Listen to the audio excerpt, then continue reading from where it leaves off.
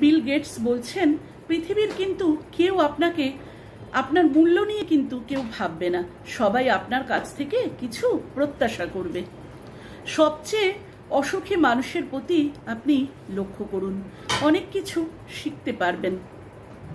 আপনি যদি কোনো কিছু ভালোভাবে না করতে পারেন, অন্তত তার চেষ্টাটুকু করুন। আপনি যদি গরিব হয়ে জন্ম নেন, তাহলে কিন্তু সেটা আপনার অপরাধ বা দোষ নয়, কিন্তু যদি গরিব থেকেই আপনি মারা যান, সেটা আপনার দোষ। উনি আরো বলছেন যে যখন আপনার পকেট ভর্তি টাকা থাকবে, তখন শুধুমাত্র আপনি ভুলে যাবেন যে আপনি কে, কিন্তু যখন আপনার পকেট ফাঁকা থাকবে, অর্থাৎ টাকা থাকবে না, তখন কিন্তু গোটা বিশ্ব ভুলে যাবে যে আপনি কে।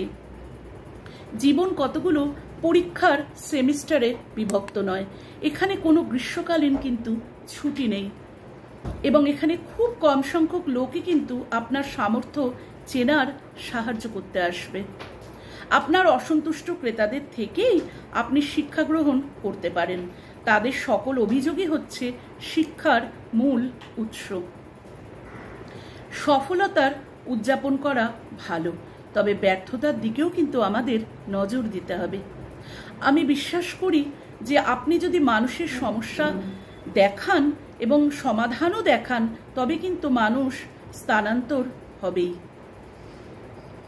বিল গেটস বলছেন, আমি কোনো কঠিন কাজ করার জন্য সবসময় একজন অলস ব্যক্তিকে পছন্দ করব, কারণ সে ওই কাজটি করার জন্য কিন্তু একটি সহজতম উপায় বের করবে।